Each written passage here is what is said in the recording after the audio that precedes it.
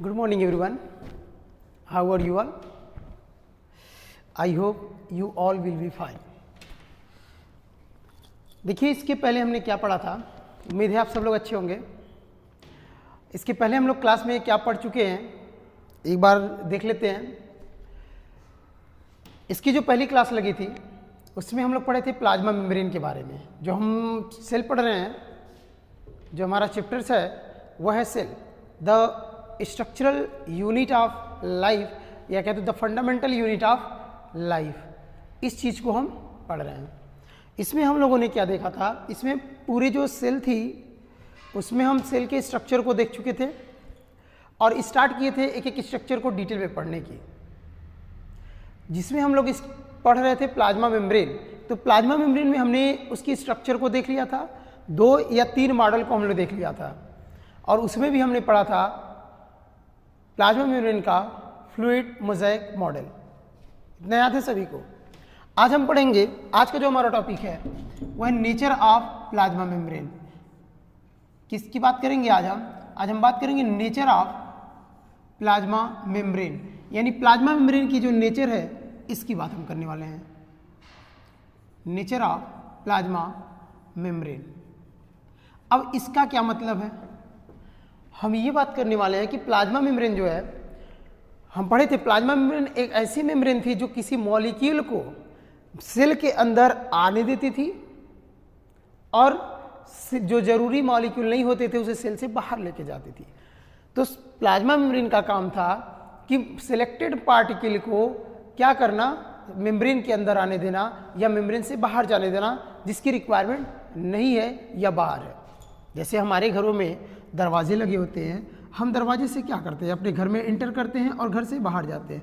इसी तरह जो होती है प्लाज्मा मेम्ब्रेन भी, जो मॉलिक्यूल की जिस मॉलिक्यूल की ज़रूरत है वह सेल के अंदर आने देगी और सेल से बाहर जाने देगी। ये प्लाज्मा मेम्ब्रेन का क्या था, नेचर था। तो नेचर में हमें पढ़ना है तो 2 नेचर एक्चुअली प्लाज्मा मेम्ब्रेन के मेन होते हैं। पहला इसका जो नेचर होगा, कुछ ऐसे प्लाज्मा मेम्ब्रेन होते हैं जो इम्परमिएबल होते हैं। अब वर्ड आता है इम्परमिएबल। अब इम्परमिएबल का मतलब क्या है, इम्परमिएबल का मतलब होता है कि किसी मॉलिक्यूल को क्या करने देना, नहीं आने जाने देना। प्लाज्मा मेम्ब्रेन क्या है, इम्परमिएबल। परमिएबल मींस क्या होता है, आर पार देखना, आर पार जाने देना। इम्परमिएबल का मतलब होता है कि क्या कर देना, देखने ही नहीं देना या जाने ही नहीं देना। तो प्लाज्मा मेम्ब्रेन का जो नेचर है वह इम्परमिएबल है।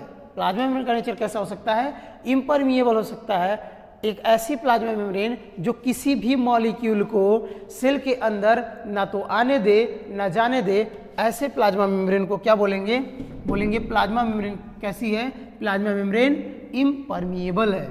ठीक है, यानी ये किसको अलाउ करेगी, ये किसी भी मॉलिक्यूल को अलाउ नहीं करेगी। तो क्या लिखेंगे, do not allow any ions or atoms or molecules.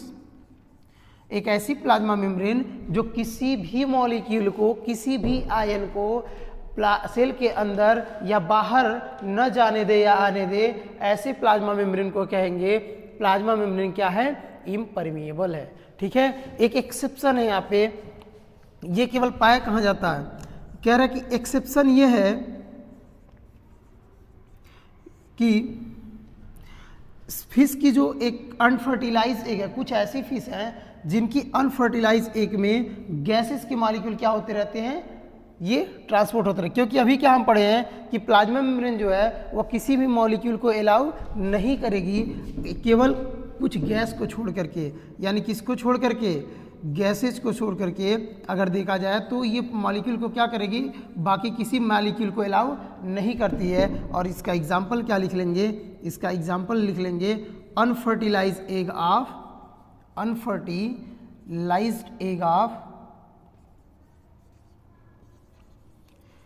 Of certain fish, यानी कुछ फिशेस के जो अनफर्टिलाइज एग होते हैं उसमें गैसेस का क्या होता रहता है, एक्सचेंज होता रहता है। ज़रूरत पड़ने पे ऑक्सीजन कार्बन डाइऑक्साइड का क्या होता रहता है, एक्सचेंज होता रहता है। तो यहाँ पे ये एक एक्सेप्शन हो गया यहाँ किसकी, इम्परमिएबिलिटी की। लेकिन बाकी हमें याद रखना है कि इम्परमिएबल का मतलब क्या होगा, एक ऐसी प्लाज्मा मेम्ब्रेन जो किसी भी मॉलिक्यूल को ना तो अंदर आने दे या ना तो बाहर जाने दे, ऐसे प्लाज्मा मेम्ब्रेन को बोलेंगे प्लाज्मा मेम्ब्रेन कैसी है, प्लाज्मा मेम्ब्रेन इम्परमिएबल है।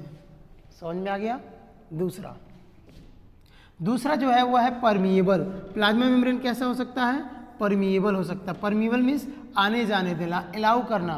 एक ऐसी प्लाज्मा मेम्ब्रेन जो किसी को आने दे या जाने दे, उसे क्या बोलेंगे, परमिएबल। लेकिन ये भी कितने टाइप का है, ये 2 टाइप का हो सकता है। कौन कौन सा हो सकता है, पहला है सेमी परमिएबल। पहला क्या है, सेमी परमिएबल। अब सेमी परमिएबल मेम्ब्रेन क्या है, यानी ये तो परमिएबल तो है लेकिन सेमी परमिएबल, आधा ही परमिएबल है, यानी किसी मॉलिक्यूल को आने देगी किसी को नहीं। एक्चुअल में होता क्या है कि जो सेमी परमिएबल है ये केवल अलाउ करती है किसको, अलाउ ओनली वाटर मॉलिक्यूल। यानी क्या करती है, प्लाज्मा मेम्ब्रेन जो है अगर सेमी परमिएबल है तो इसके थ्रू केवल वाटर के मॉलिक्यूल ही क्या कर पाएंगे, पास करेंगे। यानी अलाउ ओनली वाटर मॉलिक्यूल, या क्या कहें हम इसमें, कहेंगे सॉल्वेंट मॉलिक्यूल। जो सोल्यूशन में केवल सॉल्वेंट मॉलिक्यूल को क्या करेगी, ये केवल पास करने देगी। ऐसे प्लाज्मा मेम्ब्रेन को बोलेंगे सेमी परमिएबल। दूसरी मेम्ब्रेन है, इसका दूसरा नेचर है सेलेक्टिव परमिएबल। दूसरा क्या है, सेलेक्टिव परमिएबल। दूसरा क्या है, सेलेक्टिव परमिएबल। इसका क्या मतलब है, सिलेक्टिव परमिएबल जो मेम्ब्रेन होगी ये कुछ सिलेक्टेड आयंस को केवल पास करने देगी, उसे क्या बोलेंगे, सिलेक्टिव परमिएबल। यानी किसको अलाउ करेगी, अलाउ ओनली सिलेक्टेड मॉलिक्यूल, केवल selected molecule, sodium ion, potassium ion, जिस आयंस की ज़रूरत है उस आयन को, कुछ मॉलिक्यूल को ये केवल सिलेक्ट करके अंदर आने देगी, नहीं तो नहीं आने देगी। इसका क्या है, ये किसी मॉलिक्यूल, केवल वाटर के मॉलिक्यूल को क्या करने देगा, आने देगा, बाकी किसी को आने नहीं देगा। ठीक है, तो ये प्लाज्मा मेम्ब्रेन की नेचर कितनी हो गई, 3 हो गई एक्चुअल में देखा जाए तो। पहला हो गया इम्परमिएबल, यानी किसी भी मॉलिक्यूल को ना तो आने देना ना जाने देना, तो प्लाज्मा मेम्ब्रेन कैसी हो गई, इम्परमिएबल। दूसरा क्या है, सेमी परमिएबल। सेमी परमिएबल क्या होगा, ये केवल वाटर मॉलिक्यूल को क्या करेगी, आने जाने देगी, तो बोलेंगे सेमी परमिएबल। सिलेक्टिव परमिएबल क्या होगा, सिलेक्टिव परमिएबल मीन्स क्या होगा कि ये सिलेक्टेड आयंस को क्या करेगी, केवल आने और जाने देगी। समझ में आ गया। तो ये होती है प्लाज्मा मेम्ब्रेन की नेचर। अगर हमसे पूछता है क्वेश्चन, ज़्यादातर जो प्लाज्मा मेम्ब्रेन है वो सब सिलेक्टिव परमिएबल, जो ह्यूमन की प्लाज्मा मेम्ब्रेन है, ज़्यादातर जितनी भी हमारी सेल की प्लाज्मा मेम्ब्रेन ज़्यादातर क्या होती है, सिलेक्टिव परमिएबल होती हैं। अगर हमसे क्वेश्चन एमसीक्यू में आता है कि प्लाज्मा मेम्ब्रेन का नेचर कैसा है, तो ऑप्शन टिक किसको करेंगे, सिलेक्टिव परमिएबल को। ठीक है, तो प्लाज्मा मेम्ब्रेन का नेचर कैसा हो जाएगा, सिलेक्टिव परमिएबल। ठीक है, एक एग्जांपल के जरिए समझ लेते हैं। जैसे मान लेते हैं ट्रैफिक पुलिस को देखे होंगे रास्ते पे, हम रास्ते पे ट्रैफिक पुलिस को देखेंगे, खड़े रहते हैं। अब ये क्या करते हैं ट्रैफिक पुलिस, इससे जो लोग आते जाते, जैसे हम लोग आते जाते हैं तो होता क्या है, अब इसके पास क्या है, मान लेते कोई ऐसा ट्रैफिक पुलिस है जो चुपचाप बैठा हुआ है और सभी लोग इससे आते जा रहे हैं, कोई आ रहा है कोई जा रहा है, इससे कोई मतलब नहीं है। ठीक है, अचानक से किसी को ये क्या कर दे रहा है, रोक दे रहा है, किसी को आने दे रहा है, जाने दे रहा है। अब केवल क्या कर रहा हो, किसी मॉलिक्यूल को आने दिया और बाकी सबको रोक दिया, ये क्या हो गया, सेमी परमिएबल। सबको तो आने जाने नहीं दे रहा है, तो ये क्या हो गया, सेमी परमिएबल। लेकिन यही अगर है, मान लेते गार्ड है और क्या हो, इस रास्ते पे है जो भी ट्रैफिक पुलिस है, ये क्या करो, लीडर इधर से आ रहे हो, कोई नेता की गाड़ी आ रही हो, तो इससे नेता की गाड़ी को क्या करेगा, आसानी से रास्ता देगा ताकि आसानी से लीडर्स चले जाएं। सिलेक्ट कर लिया इसने, पहले ही इस रास्ते पे किसको जाने देना है, तूने इसको जो भी लीडर है उनको जाने दिया। रास्ते में हम जा रहे हो, रास्ते में हम लोग जा रहे हो, तो क्या करेंगे, हम लोग को भगा देगी, हम लोग जाने ही नहीं देगी। तो इसने क्या किया, इससे जो डिवाइडर यहाँ लगाया होगा उससे केवल सिलेक्टेड पर्सन को ही जाने दिया, सिलेक्ट करके चुन लिया कि इनकी ज़रूरत है, ऐसे मॉलिक्यूल को ही पास करने देंगे, बाकी को नहीं पास करने देंगे। तो प्लाज्मा मेम्ब्रेन भी क्या करता है, सेल से अंदर जो रिक्वायरमेंट है वो क्या करेगा, बाहर से जो मॉलिक्यूल हैं, जितने मॉलिक्यूल की रिक्वायरमेंट है उसे सिलेक्ट करके प्लाज्मा मेम्ब्रेन के अंदर जाने देगा, सेल के अंदर जाने देगा। ऐसे प्लाज्मा मेम्ब्रेन को बोलेंगे सिलेक्टिव परमिएबल। केवल वाटर मॉलिक्यूल पास करने देगा, बोलेंगे सेमी परमिएबल। किसी को आने ही जाने ना दे, कि सबको रोक दे, सबके लिए बैरियर लगा दे, इसे क्या बोलेंगे? इम्परमिएबल। तो ये 3 टाइप के प्लाज्मा मेम्ब्रेन के नेचर थे। आ रहा समझ में? अब आते हैं नेक्स्ट टॉपिक पे। कुछ इंपॉर्टेंट पॉइंट्स है, उसको समझ लेते हैं। रेस्ट कर दें? चलिए अब आते हैं नेक्स्ट टॉपिक पे। अगला टॉपिक क्या है? अब कुछ इंपॉर्टेंट पॉइंट्स है। तो ये प्लाज्मा मेम्ब्रेन आपका कंप्लीट हो गया। हमने प्लाज्मा मेम्ब्रेन क्या कर लिया? कंप्लीट कर लिया। नेक्स्ट टॉपिक जो होगा वो हमारा हो जाएगा न्यूक्लियस या प्रोटोप्लाज्म के बारे में पढ़ेंगे। ठीक है, अभी बात करते हैं कुछ इंपॉर्टेंट कुछ पॉइंट्स की जो हमें क्या है पढ़ना है, जहाँ से क्वेश्चन आते हैं। पहला है इंपॉर्टेंट पॉइंट में, या कहें तो एक्स्ट्रा पॉइंट ऐड कर लेंगे, कुछ एक्स्ट्रा पॉइंट जिनसे हमें क्या बनते हैं? क्वेश्चंस बनते हैं। अब इसमें एक्स्ट्रा पॉइंट में कौन कौन आता है? पहला पॉइंट है ऑस्मोसिस। ये 9th में 11th में दोनों में मिलता है हमारे। तो क्या होता है इसमें? पहला पॉइंट जो है वो है ऑस्मोसिस, ऑस्मोटिक प्रेशर। और ये क्या होता है? Osmosis process. इसको समझ लेते हैं। जब कोई 2 सोल्यूशन ले लेते हैं, मान लेते हैं हमारे पास क्या है? 2 सोल्यूशन है और ये दोनों सोल्यूशन आपस में जुड़े हुए हैं या आपस में सेपरेट है एक मेम्ब्रेन के थ्रू, और इस मेम्ब्रेन को बोल रहे, एक जो मेम्ब्रेन है वो है सेमी परमिएबल टाइप की मेम्ब्रेन। ठीक है, ये एक मेम्ब्रेन है और ये मेम्ब्रेन कैसी है? सेमी परमिएबल टाइप की मेम्ब्रेन है। सेमी परमिएबल का मतलब समझ में आया था? सेमी परमिएबल का मतलब क्या होगा? कि केवल अलाउ करेगी किसको? केवल सॉल्वेंट को, यानी वाटर के मॉलिक्यूल को अलाउ करेगी। तो ये मान लीजिए 2 सोल्यूशन हो गया। एक को ले लेते हैं सोल्यूशन ए और एक को ले लेते हैं सोल्यूशन बी। ठीक, 2 सोल्यूशन हो गए। अब इसमें क्या है? ये ले लेते हैं वाटर। इसमें भी क्या ले? 1 लीटर वाटर ले लेते हैं और इसमें भी क्या ले लेते हैं? 1 लीटर वाटर ले लेते हैं इसमें भी। तो ये हो गया H2O, वाटर यानी सॉल्वेंट। ठीक है, और इसी में हम क्या कर रहे हैं? कुछ मॉलिक्यूल को ऐड कर दे रहे हैं, कुछ शुगर के मॉलिक्यूल के या कोई सॉल्यूट का पार्टिकल ऐड कर दिए। ठीक है, इसमें ऐड किए 5 ग्राम, मान लेते इसमें कितना ऐड किए? 5 ग्राम, और इसमें शुगर के मॉलिक्यूल को ऐड कर दिए कितना? 10 ग्राम। तो इसमें क्या होगा? 5 ग्राम ऐड किए हैं तो ये शुगर के मॉलिक्यूल हो गए, मान लेते हैं। इसमें 10 ग्राम ऐड किए हैं तो शुगर के मॉलिक्यूल क्या होंगे? ज़्यादा होंगे। अब एक वर्ड समझते हैं, जहाँ पे शुगर के मॉलिक्यूल ज़्यादा हैं, यानी अगर देखें यहाँ सॉल्यूट का पार्टिकल ज़्यादा है, सॉल्वेंट का मॉलिक्यूल कम हो गया। सॉल्यूट यहाँ ज़्यादा है, यहाँ इसकी कंपेरिजन में, ए के कंपेरिजन में, तो ये कहेंगे सोल्यूशन कैसा है? इसका जो कंसंट्रेशन है इस सोल्यूशन का वो क्या है? ज़्यादा है। इस सोल्यूशन का जो कंसंट्रेशन है वो ज़्यादा है। इसका मतलब अमाउंट, अगर वाटर का कंसंट्रेशन देखें, कंसंट्रेशन ऑफ वाटर देखें यहाँ पे, तो क्या होगा? कम होगा। नहीं समझ में आया? अगर हम बात करें सोल्यूशन बी की, यहाँ सॉल्यूट के पार्टिकल को ज़्यादा ऐड कर दिए तो यहाँ पे क्या हो गया? यहाँ का कंसंट्रेशन ज़्यादा है और इसकी कंपेरिजन में, इस ए की कंपेरिजन में यहाँ का कंसंट्रेशन ज़्यादा है, और इसी के कंपेरिजन में H2O का अमाउंट यहाँ क्या है? कम हो गया। यहाँ आते हैं, यहाँ पे कुछ मॉलिक्यूल सोल्यूशन के 5 ग्राम ऐड किए हैं, तो यहाँ पे क्या होगा? यहाँ का अगर सोल्यूशन का कंसंट्रेशन देखें तो ये क्या होगा? डाइल्यूट होगा। यहाँ पे अगर हम कंसंट्रेशन देखें कि सोल्यूशन का, तो डाइल्यूट होगा यानी कंसंट्रेशन कम होगा, लेकिन H2O का अमाउंट क्या होगा? यहाँ पे ज़्यादा होगा। दोनों सोल्यूशन को अगर हम कंपेरिजन करें, एक गाढ़ा सोल्यूशन है, एक फीका सोल्यूशन। जो फीका सोल्यूशन है जहाँ पे कम ऐड किए सॉल्यूट के पार्टिकल, यहाँ वाटर का अमाउंट ज़्यादा होगा, और यहाँ पे क्या है? वाटर का अमाउंट कम है। अब होगा क्या? बीच में हमने लगा दिया semi permeable membrane. Semi permeable membrane से क्या होगा कि वाटर का मॉलिक्यूल केवल सॉल्वेंट का पार्टिकल केवल क्या करेगा? मूवमेंट करेगा, और किधर करता है? हायर से लोअर की तरफ, और वाटर का अमाउंट किधर ज़्यादा है? एक ही तरफ, जिधर कंसंट्रेशन कम है। तो यहाँ पे क्या होगा? वाटर का कंसंट्रेशन यहाँ ज़्यादा है, सॉल्यूट का कम है। इसका मतलब किसका ज़्यादा? वाटर का। तो वाटर का पार्टिकल क्या करेगा? इधर से मूव करके इधर चला जाएगा। ठीक है, यानी सोल्यूशन ए से बी की तरफ वाटर के मॉलिक्यूल मूव करके चले जाएंगे, क्योंकि इधर वाटर कम था, इधर वाटर ज़्यादा था। तो हायर कंसंट्रेशन से, हायर कंसंट्रेशन ऑफ वाटर से लोअर कंसंट्रेशन ऑफ वाटर की तरफ वाटर क्या कर जाएगा? मूव कर जाएगा। और इसी प्रोसेस को, इसी घटना को बोलते हैं ऑस्मोसिस। इसी को क्या बोलते हैं? ऑस्मोसिस। यानी ऑस्मोसिस का हम कह क्या सकते हैं? ऑस्मोसिस है क्या? तो क्या कहेंगे? मूवमेंट ऑफ ऑस्मोसिस क्या है? The process of osmosis is the process of movement of water molecule किसका मूवमेंट हो रहा है? केवल वाटर मॉलिक्यूल का, movement of water molecule from higher concentration of water to lower concentration. कहां से होगा? हायर वाटर कंसंट्रेशन टू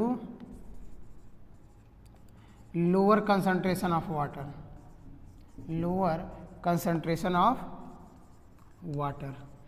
यानी एक ऐसी प्रोसेस कहेंगे the process of movement of water molecule, the process of movement of water molecule from higher concentration of water to lower concentration of water. यानी water का molecule जिधर water का amount ज़्यादा है उधर से कम की तरफ जाएगा, इसी प्रोसेस को बोलेंगे ऑस्मोसिस। लेकिन किसके थ्रू जा रहा है? किसके थ्रू जा रहा है? प्लाज्मा मेम्ब्रेन के थ्रू। क्या लिखेंगे? थ्रू।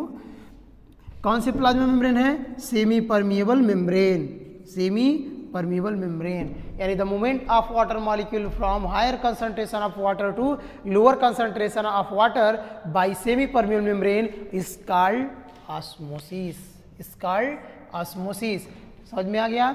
ऑस्मोसिस क्या होता है? ऑस्मोसिस एक ऐसी प्रोसेस है जिसमें जिधर वाटर ज़्यादा है उधर से वाटर कम की तरफ मूवमेंट करेगा सेमी परमिएबल मेम्ब्रेन के थ्रू। इसी प्रोसेस को नाम क्या देंगे?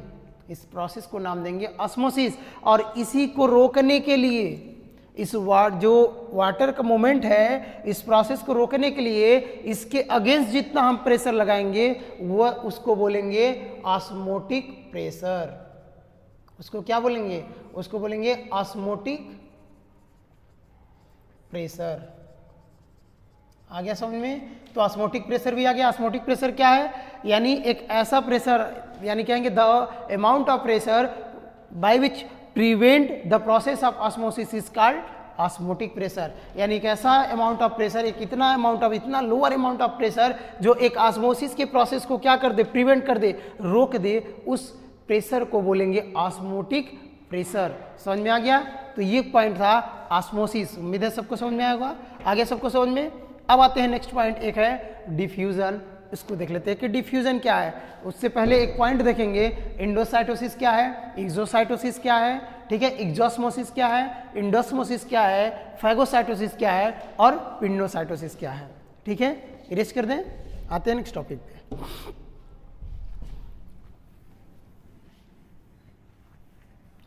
तो अब आते हैं अगला टॉपिक जिसका नाम है इंडोस्मोसिस या एक्सोस्मोसिस। जब ऑस्मोसिस की प्रोसेस यानी वाटर का मूवमेंट सेल से बाहर होगा, यानी ऑस्मोसिस की प्रोसेस सेल से बाहर हो रही है, बोलेंगे एक्सोस्मोसिस। सेल के अंदर हो रही है, बोलेंगे इंडोस्मोसिस। यानी दो प्रोसेस है, एक है एक्सोस्मोसिस यानी बाहर ऑस्मोसिस और एक है इंडोस्मोसिस अंदर ऑस्मोसिस। तो दो ऑस्मोसिस के प्रोसेस है। एक में क्या होगा, एक्सोस्मोसिस कह रहा है, यानी एक ऐसा सॉल्यूशन ले लें और कोई एक ऐसा मटेरियल ले लेते हैं जिसमें क्या हो, वाटर के मॉलिक्यूल कहाँ चले जाए, बाहर। और ऐसा कब होगा, जब बाहर का कंसंट्रेशन क्या होगा, ज़्यादा होगा। यानी वाटर के मॉलिक्यूल के क्या होंगे, कम होंगे, तो ज़्यादा से कम की तरफ जाएंगे। मान लेते हम ले लेते हैं एक सॉल्यूशन, कोई एक यहाँ ले लेते हैं, एक सॉल्यूशन ले लिए जहाँ पे क्या था, वाटर का अमाउंट कम था और यहाँ पे सॉल्यूट का पार्टिकल क्या था, यानी कहें कि सॉल्यूशन का कंसंट्रेशन क्या था, काफ़ी ज़्यादा था। और जो अंदर हम लिए हैं यहाँ का कंसंट्रेशन क्या था, यहाँ का कम था। यानी हम ले लेते हैं कोई किशमिश ले लेते हैं। किशमिश जानते हैं हम, किशमिश को जैसे ही पानी में डाल देंगे, किशमिश नहीं, हम ले लेते हैं अंगूर। ठीक है, किशमिश की बात बाद में करेंगे, अभी यहाँ आ जाएगा। हम ले लेते हैं कि अंगूर, ग्रेप्स ले लेते हैं और उसको एक ऐसे वाटर में डालते हैं जिसमें हम पहले से शुगर ऐड किए हों, जिसका जो शुगर हो वो अंगूर से ज़्यादा मीठा हो। यानी कहने का मतलब एक ऐसा सोल्यूशन ले लें जो क्या हो, इस सोल्यूशन को बोलते हैं हाइपरटोनिक सोल्यूशन। ऐसे सोल्यूशन को बोलेंगे हाइपरटोनिक सोल्यूशन। एक ऐसा सोल्यूशन तैयार करें जो इस अंगूर के अंदर जो सोल्यूशन है उससे ज़्यादा गाढ़ा सोल्यूशन हो जाए। ठीक है, यानी ले लें, पानी ले लें, उसमें शुगर ऐड कर दें, काफ़ी ज़्यादा मीठा बना दें और फिर क्या करें, एक अंगूर को उस मीठे पानी में डाल दें, एक जूस में या रस में डाल दें, होगा क्या कि इसका कंसंट्रेशन ज़्यादा है, इसका कंसंट्रेशन कम है, यानी इसमें वाटर का अमाउंट ज़्यादा है, इसमें वाटर का अमाउंट कम है, तो वाटर कहाँ मूव कर जाएगा, वाटर अंगूर से कहाँ चला जाएगा, बाहर की तरफ, इस सोल्यूशन की तरफ। तो ऑस्मोसिस तो हुआ, वाटर का मूवमेंट तो हुआ प्लाज्मा मेम्ब्रेन के थ्रू, लेकिन किधर हुआ, सेल से बाहर हुआ, आउट ऑफ द सेल हुआ। और इस प्रोसेस को क्या बोलेंगे, बोलेंगे एक्जोस्मोसिस। सेल से बाहर हुआ, बोलेंगे एक्जोस्मोसिस। यही सेम कर लें। अब होगा क्या, अंगूर से पूरा पानी निकल गया, किशमिश जैसा बन जाएगा, ऐसे कुछ हो जाएगा। ठीक है, सेम वही प्रोसेस उल्टा कर दें। इस बार क्या करें, एक ऐसा सोल्यूशन ले लें, केवल वाटर ले लेते हैं, कोई शुगर ऐड नहीं करते, केवल वाटर ले लेते हैं, और इसमें किसको डाल दें, इस किशमिश को यहाँ डाल दे रहे हैं। अब किशमिश को यहाँ डाल दिए तो किशमिश का सोल्यूशन क्या हो गया, काफ़ी ज़्यादा गाढ़ा होगा, वाटर, क्योंकि वाटर का अमाउंट क्या होगा किशमिश में, काफ़ी कम होगा, और बाहर केवल वाटर भरा हुआ है। तो जब बाहर का कंसंट्रेशन कम होगा तो ऐसे सोल्यूशन को बोलेंगे हाइपोटोनिक सोल्यूशन। दो वर्ड याद रख लेंगे, कभी कभी इससे भी क्वेश्चन आते रहेंगे। जब हम बाहर का सोल्यूशन जो मेन सोल्यूशन बाहर का लिए हैं, अगर उसका सोल्यूशन का कंसंट्रेशन जो है वो कम होगा, बोलेंगे हाइपोटोनिक सोल्यूशन। ठीक है, अगर बाहर का सोल्यूशन गाढ़ा होगा, कंसंट्रेशन ज़्यादा होगा, बोलेंगे हाइपरटोनिक सोल्यूशन। तो यहाँ पे क्या हुआ है, किशमिश में कंसंट्रेशन ज़्यादा, वाटर का अमाउंट कम है, बाहर केवल वाटर है, ये वाटर मूवमेंट करके कहाँ चला जाएगा, बाहर से अंदर की तरफ चला जाएगा और फिर से अंगूर जैसा बन जाएगा, फ्लैसिड कर जाएगा सेल। ठीक है, तो यहाँ पे क्या होगा, यहाँ जो ऑस्मोसिस हुआ वो सेल के अंदर हुआ, इस प्रोसेस को बोलेंगे इंडोस्मोसिस। ठीक है, तो ऑस्मोसिस के दो पार्ट हो गए, एक कैसा हो गया एक्जोस्मोसिस, एक इंडोस्मोसिस। जब ऑस्मोसिस क्या होगी, सेल से बाहर होगी एक्जोस्मोसिस, सेल के अंदर होगी इंडोस्मोसिस। कोई ऐसा भी सोल्यूशन ले सकते हैं हम, मान लेते हैं एक ऐसा सोल्यूशन ले लें जिसमें क्या हो, जो ऑब्जेक्ट लिए हैं, जो किशमिश लिए हैं, इसका जो सोल्यूशन है और इस पूरे जो सोल्यूशन हम लिए हैं बाहर, इसका सोल्यूशन दोनों सेम हो जाए। जब दोनों का कंसंट्रेशन सेम हो जाएगा, एक अंदर सेल का कंसंट्रेशन और एक सोल्यूशन का कंसंट्रेशन बाहर का, दोनों का कंसंट्रेशन सेम हो जाए, तो यहाँ ना तो इंडोस्मोसिस होगा ना एक्जोस्मोसिस होगा, क्योंकि दोनों का कंसंट्रेशन क्या है, सेम है। जब दोनों का कंसंट्रेशन सेम होगा, ऐसे सोल्यूशन को बोलेंगे आइसोटोनिक सोल्यूशन। ऐसे सोल्यूशन को क्या नाम देंगे, आइसोटोनिक सोल्यूशन। आइसो मींस क्या होगा, सेम, यानी ऐसे सोल्यूशन जो सेल और बाहर के सोल्यूशन, एक्सटर्नल सोल्यूशन दोनों क्या हो, सेम हो, दोनों का कंसंट्रेशन क्या हो, सेम हो, तो बोलेंगे आइसोटोनिक सोल्यूशन। यहाँ पे तीन वर्ड आया, एक आया हाइपरटोनिक सोल्यूशन, जब बाहर का कंसंट्रेशन सेल के कंसंट्रेशन से ज़्यादा होगा, बोलेंगे हाइपरटोनिक सोल्यूशन, और जब बाहर का कंसंट्रेशन कम होगा, सेल का कंसंट्रेशन ज़्यादा होगा, बोलेंगे हाइपोटोनिक सोल्यूशन, और जब सेम होगा बोलेंगे आइसोटोनिक सोल्यूशन। ऑस्मोसिस की प्रोसेस सेल के अंदर हो रही है, वाटर का मूवमेंट सेल के अंदर हो रहा है, बोलेंगे इंडोस्मोसिस, सेल के बाहर हुआ, बोलेंगे एक्जोस्मोसिस। ठीक है, तो ये ऑस्मोसिस से रिलेटेड कुछ टॉपिक थे। अब आ जाते हैं दो और पॉइंट समझने के लिए, लास्ट टॉपिक है, इसको समझेंगे, फिर नेक्स्ट टॉपिक नेक्स्ट टर्न पे स्टार्ट किया जाएगा। इरेज कर दें। अब आते हैं, इसका एक एक्सपेरिमेंट भी है, इस पे हम क्या करते हैं, एक्सपेरिमेंट भी है जो किसी क्लास में करा दिया जाएगा। ठीक है, तो जब इसको पढ़ लेंगे हम लोग पहले, तो उसका एक्सपेरिमेंट भी करेंगे हम, एक्जोस्मोसिस और इंडोस्मोसिस का भी करेंगे। ठीक है, अब आते हैं अगले, एक और टॉपिक है, यहाँ पे एक पॉइंट है। अब एक वर्ड आता है इंडोसाइटोसिस, इंडोसाइटोसिस, और दूसरा आता है एक्जोसाइटोसिस।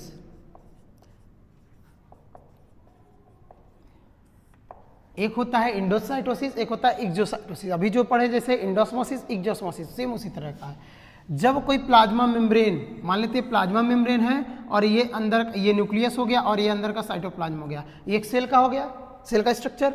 जो प्लाज्मा मेम्ब्रेन क्या करे, कोई मॉलिक्यूल मान लेते हैं बाहर से आया वेसाइकिल के फॉर्म में, गाल्जी बॉडी से या एंडोप्लाज्म रेटिकुलम से, ये रिक्वायरमेंट मटेरियल था, आकर के फ्यूज कर गया किसके साथ, प्लाज्मा मेम्ब्रेन के साथ। तो यहाँ पे क्या हो गया, इसका सोल्यूशन यहाँ आ गया। कुछ देर बाद क्या हुआ, ये प्लाज्मा मेम्ब्रेन से अंदर आ गया, कुछ इस तरह का स्ट्रक्चर बन गया, ये सोल्यूशन यहाँ आ गया, और ये मूव करके कहाँ जा रहा है, नीचे की तरफ। तो ये क्या हो रहा है, धीरे धीरे यहाँ फिर जा करके प्लाज्मा मेम्ब्रेन इस तरह से क्या हो गई, यहाँ का जो सोल्यूशन था ये धीरे धीरे मूवमेंट करके कहाँ चला गया, सेल के अंदर चला गया। जो सोल्यूशन था यहाँ फ्यूज करके फिर कहाँ चला गया, सेल के अंदर चला गया। इस तरह आया और फ्यूज किया और फिर यहाँ पे साइकिल के फॉर्म में बना, फिर से एक पाउच के फॉर्म में बन करके कहाँ चला गया, सेल के अंदर चला गया। तो हुआ क्या यहाँ पे, जो भी मटेरियल, जो भी आयन मॉलिक्यूल का ट्रांसपोर्ट हो रहा है यहाँ पे, वो बाहर से सेल की अंदर की तरफ हो रहा है। तो जब किसी मॉलिक्यूल का आयन का ट्रांसपोर्ट आउटर सेल के, आउटर इन्वायरमेंट सेल के अंदर हो, बोलेंगे इंडोसाइटोसिस। क्या बोलेंगे इसी को, इंडोसाइटोसिस। अगर ये मॉलिक्यूल का ट्रांसपोर्ट सॉलिड के फॉर्म में हो रहा हो, अगर ये कोई सॉलिड मटेरियल है, कैसा है, सॉलिड मटेरियल, तो यहीं पे एक और वर्ड टर्म आ जाएगा, बोलेंगे फैगोसाइटोसिस। इसी को क्या बोलेंगे, बोलेंगे फैगोसाइटोसिस, यानी कहेंगे transfer of material from outer environment of the cell to cell और cytoplasm in the form of solid is called phagocytosis. यानी फैगोसाइटोसिस में क्या होगा, फैगोसाइटोसिस एक ऐसी प्रोसेस है, एक ऐसी मैकेनिज्म है जिसमें किसी मटेरियल का ट्रांसपोर्ट सेल के बाहर से सेल के अंदर की तरफ हो रहा है और भी सॉलिड फॉर्म में हो रहा है, बोलेंगे फैगोसाइटोसिस। लेकिन यहाँ पे मटेरियल का जो ट्रांसपोर्ट हो रहा है वो बाहर से अंदर की तरफ हो रहा है, सेल के बाहर इन्वायरमेंट से अंदर की तरफ हो रहा है, इस प्रोसेस को बोलेंगे इंडोसाइटोसिस। और इसी प्रोसेस को रिवर्स कर दें, प्लाज्मा मेम्ब्रेन है और यहाँ न्यूक्लियस है, कोई वेसाइकिल, कोई ऐसा मटेरियल जो बाहर ट्रांसपोर्ट करने की ज़रूरत है, ये जाकर के इस मेम्ब्रेन से क्या कर जाएगा, फ्यूज कर जाएगा और कुछ देर के बाद ये क्या होगा, ये बाहर की तरफ ये मटेरियल चला जाएगा। तो क्या बोलेंगे, यहाँ पे जो मटेरियल का ट्रांसपोर्ट हुआ वो सेल से बाहर की तरफ हुआ, तो नाम क्या देंगे, एक्सोसाइटोसिस। नहीं समझ में आया वर्ड, सेल के अंदर हुआ इंडोसाइटोसिस, सेल के बाहर ट्रांसपोर्ट हुआ एक्सोसाइटोसिस।